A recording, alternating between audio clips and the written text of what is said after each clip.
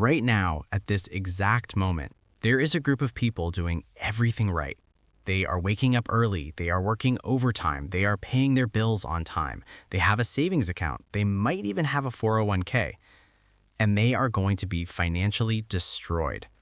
Not because they're lazy, not because they're stupid, but because they are playing a game that no longer exists, with rules that no longer apply, and a currency that is quietly being emptied. Here's what the headlines won't say directly. By 2026, economists, market analysts, and even former central bank insiders are flagging the same convergence of events: a $36 trillion US debt ceiling, a maturity wall where trillions in government debt must be rolled over at much higher interest rates, a global geopolitical order fracturing at the seams from Eastern Europe to the South China Sea to the Middle East. And the single financial response that governments always reach for when the world starts shaking: they print, they inflate, they devalue. And your savings account, your emergency fund, your cash, it doesn't grow with them. Now, I want to be very clear with you before we go any further. This video is not about fear. It is not a doomsday prophecy. I am not telling you to build a bunker and fill it with canned beans. This is a tactical briefing. Because while most people are scrolling past the warning signs, quietly broke, quietly behind, quietly unprepared, you are here. That already puts you in the top tier of awareness. But awareness without a formula is just anxiety. So today I am going to give you the formula. We are going to talk about the exact net worth threshold that separates those who survive a wartime economic reset from those who don't. We're going to expose why cash is no longer a safe harbor. It is a prison cell that looks like a lifeboat. We'll reveal the smartest order to deploy your money if global conflict escalates. And I'll show you the hidden math, the math that no school, no financial advisor, and no government brochure will ever walk you through, that is quietly draining your survival capital right now. Stay until the end. The last section is the one that actually changes your behavior tomorrow morning. Let's go. The minimum viable net worth. There is a number that personal finance experts, war economists, and even historical data all converge on. It is $100,000. Not $100,000 in cash, not $100,000 in your checking account, but $100,000 in net worth, meaning assets minus liabilities, the value you would have if you liquidated your legitimate working assets today. We call this the minimum viable net worth, or MVNW. And here is the brutal reality. Approximately 75% of working-age adults never reach it. Let me explain why that number is fatal in a wartime economy. When a country goes to war or even into a sustained global conflict posture, the economy doesn't just dip, it restructures. Supply chains collapse, food, fuel, and housing costs spike. Governments invoke emergency economic powers. They can freeze bank accounts, they can impose capital controls, meaning you legally cannot move your own money across borders or into certain assets. History has shown this repeatedly. Germany in the 1920s, Venezuela in the 2010s, Russia in 2022 when assets were frozen overnight. In those environments, the person with $50,000 in cash feels relatively stable right up until they don't.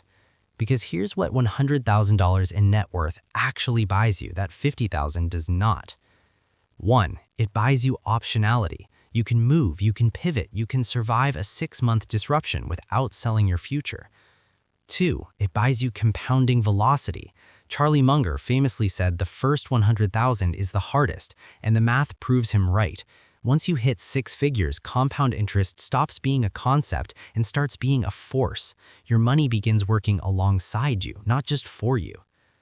3. It buys you asymmetric leverage. At $100,000, a 10% market return is $10,000, enough to cover most annual emergencies without touching principal. Below that threshold, a 10% return on $15,000 is $1,500. It doesn't move the needle. The person below the MVNW threshold in a wartime economy is not just financially vulnerable, they are subject to the full force of whatever emergency economic measures a government decides to implement. They have no buffer, no escape velocity, no leverage. They are, in every meaningful financial sense, trapped. And right now, 75% of people are trapped. The question is, are you one of them? And if so, what are you doing about it starting today? Cash is the invisible prison. Let me tell you something that sounds radical the first time you hear it. Cash is not money. Cash is a promise. It is a claim on value issued by a government backed by nothing tangible since 1971 when Nixon ended the gold standard. The paper in your wallet is worth exactly what the institution that printed it says it is worth, no more, no less. Now, when times are stable and institutions are trusted, that system works fine. But here's where it becomes an invisible prison. Inflation is not a side effect of economic policy. In a conflict economy, it is the policy. When governments need to fund a war, they have three options: tax the population directly, borrow money, or print money. Historically, they always do all three, but printing is the most politically invisible. You don't see it happening. You don't get a notice in the mail. You don't sign a form. You just notice 6 months later that your groceries cost more, that your rent went up again, that your $40,000 in savings feels like $32,000. Inflation is a silent tax on savers. This is the invisible prison. The bars are made of purchasing power loss, and they tighten every single month that you hold cash in a low-yield account while a conflict-driven economic reset is underway. Let me give you some real numbers to make this visceral.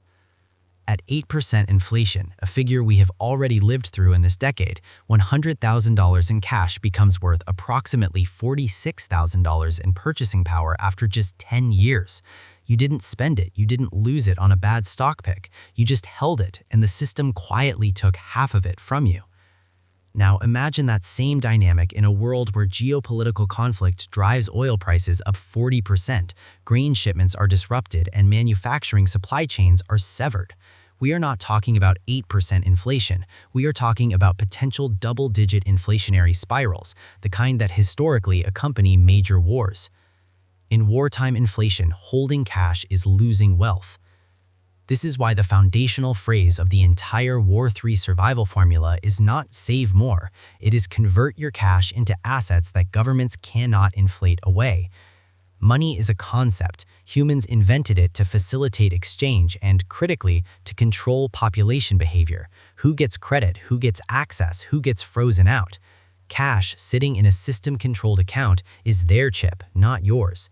The survival formula is about converting system chips into your chips, and that starts with understanding exactly what order to do it in. The smartest order to invest your money if conflict escalates. All right, this is the core. This is what you came here for. I call this the 5-rung ladder of wartime financial survival. Every rung must be completed in order before you climb to the next one. Skip a rung and the whole structure becomes unstable. Rung 1, eliminate high-interest debt immediately. Any debt carrying an interest rate above 8% is not just a liability. In a high-inflation environment, it is an accelerating liability. When inflation rises, central banks raise interest rates. When interest rates rise, variable rate debt, credit cards, personal loans, adjustable mortgages becomes exponentially more expensive. This is not the time to manage credit card debt. This is the time to treat it like an emergency it actually is. We will come back to the hidden math of this in a moment because the numbers will genuinely shock you. Priority: annihilate any debt above 8% APR, no exceptions. Rung 2, build your $20,000 liquidity buffer in the right place. Notice I did not say put $20,000 in your savings account. The $20,000 rule is the first psychological and mathematical threshold where money starts to feel and function differently. Below $20,000 in liquid assets, you are always one disruption away from going backwards. A medical bill, a car repair, a job loss. Any single event erases your progress and puts you back at zero. Above $20,000, you have a runway, you have breathing room, and critically, you stop making fear-based financial decisions, which are always the most expensive kind. But here's where it gets tactical. In a crisis economy, you do not want all of your liquidity buffer sitting in a traditional bank savings account earning 0.5% while inflation runs at 7%. You want it split between a high-yield savings account, currently 4 to 5% APY at institutions like SoFi, Marcus, or Ally, a treasury bill ladder, short-duration T-bills that currently yield similar rates and are government-backed even in crisis, and a physical cash reserve, yes, actual printed currency of $1,000 to $2,000, because in a genuine infrastructure disruption, digital payment systems fail first. Rung 3, the 20K to 100K acceleration phase. Invest, don't save. Once you have cleared high-interest debt and secured your 20K buffer, the worst thing you can do is put additional capital into a savings account and call it safe. Remember the invisible prison? This is where most people walk right back in. The acceleration phase is about buying assets that outpace inflation. In order of priority, first, maximize tax-advantaged accounts. Your 401k up to the employer match is an instant 50 to 100% return, no market required. That is literally the best risk-adjusted return available on planet Earth. Use it.